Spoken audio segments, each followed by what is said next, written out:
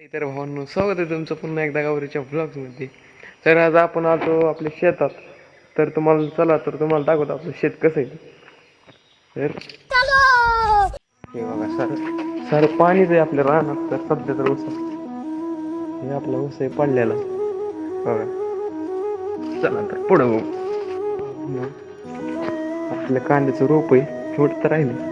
आणि तिकडे पुढं काय होतं तर चला बघूया कांदा कसा आहे. हाय आपला कांदा.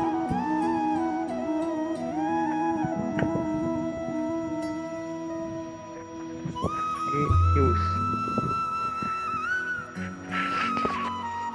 बरंच नुकसान झालंय.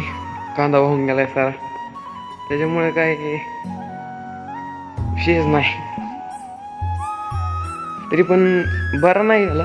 थोडंच गेलेलं आहे पण असं जळायचं वाटलं. त्याच्यामुळे काय आपला विशेष नाही सांगायचा. कमेंट करून नक्कीच सांगा तुम्हाला आपले ब्लॉग्स बघायला आवडतात का.